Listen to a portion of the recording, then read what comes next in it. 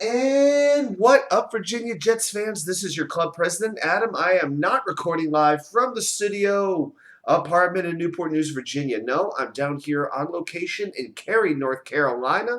Hope everybody had a fantastic Thanksgiving holiday. I will be back for Jets versus Bears at MetLife Stadium. Of course, we'll be at AJ Gators 1 p.m. on Sunday. You got the 6-4 Jets and the 3-8 Bears. And I'll tell you something, this is the first time since 2015 the New York Jets are going to be playing a game against a team where the Jets have at least 3 wins more than their opponent. That hasn't happened in 7 years. So just a whole new set of trends, old trends being broken, good new trends being established. Now, a lot of people still love the Bears. Why? Because they have a dynamic running quarterback, but they've still lost 7 of 8 games. Okay, and they've lost 4 straight. The only win in their last 8 games that the Bears have had somehow came against the New England Patriots. Still no idea how that's happened. So that's what I want to talk about first. With matchups is the Bears offense against the Jets defense. Now, Justin Fields has a separated left shoulder, an AC joint injury, which runs basically across, like with the clavicle. So this is the AC joint. It runs basically from the collarbone to the cap of the shoulder. So he is, at this point, I would say, not likely to play. Now, the Bears have not ruled him out. They've said he's day-to-day, but haven't ruled it out being a season-ending injury. So anyway, but the bottom line is this. He could be out from 2 days to 2 months.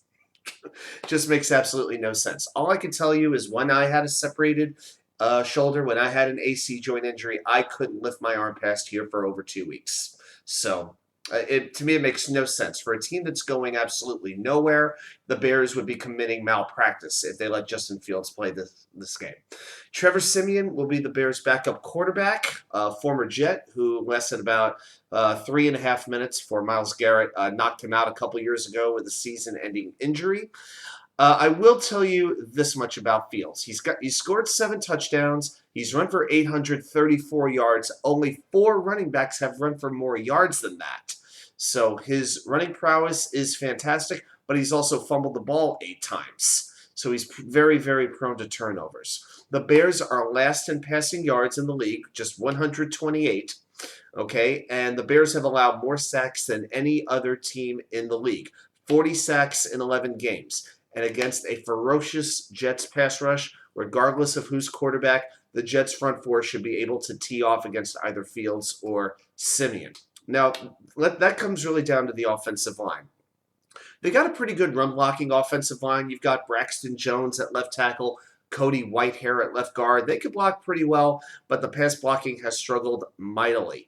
Because of that, the Bears are relying a lot on their running game. And it's not just Justin Fields. Running back David Montgomery, number 32, is sort of their jack of all trades. David Montgomery has run 132 times for 501 yards, 3 touchdowns. He can block well. He can catch the ball out of the backfield well. So, and he and Fields together have resulted in the Bears running for 195 yards per game, by far the most in the league up to this point. Now, as far as receivers, you've got a good tight end in Cole Kmet out of Notre Dame. He has only 26 catches for 309 yards, but he does have 5 touchdowns. Very good red zone threat. Their other 2 tight ends are the Jets' old friends Ryan Griffin and Trevon Wesco. I look forward to the tribute videos for those 2. I'm sure they'll bring a tear to everybody's eye.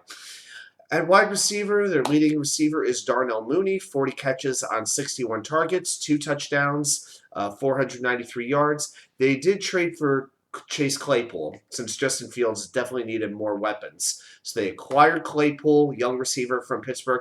Hasn't really gotten integrated into the offense yet. So it'll be interesting to see how the Bears utilize him in this game. So I would say the Jets really need to set the edge well against a good run-blocking offensive line.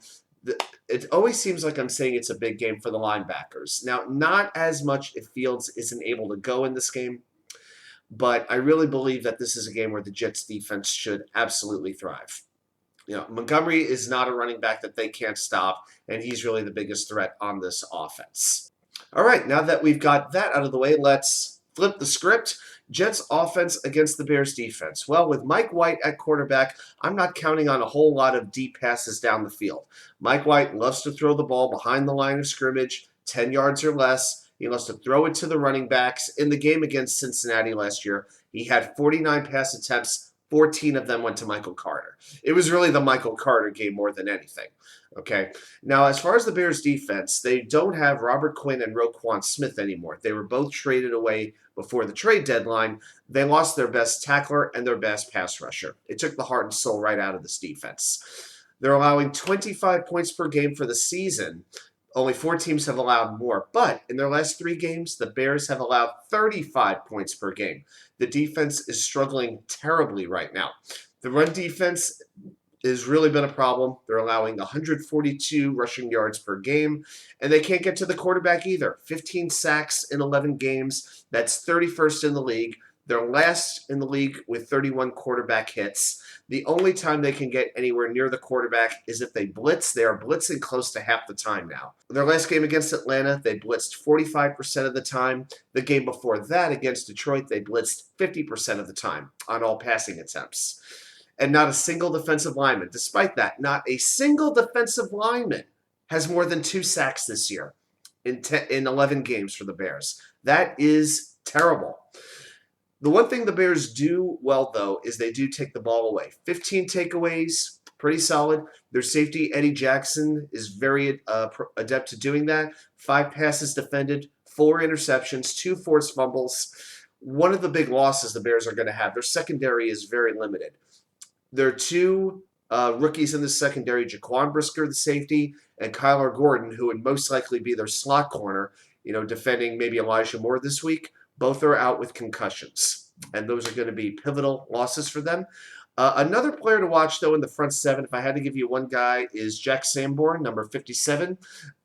Q, my friend, in the previous video we did this week, mentioned his name. He is really their best power blitzer. So, number 57, Jack Sanborn.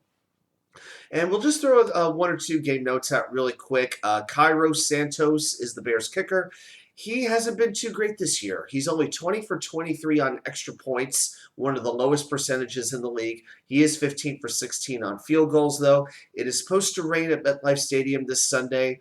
So, to me, this is just a game where the Jets have to protect the ball, make smart decisions, and not beat themselves. They should run the Bears right out of the stadium. This would be the Jets' first victory over Chicago in 22 years. The Jets haven't beaten the Bears since the year 2000.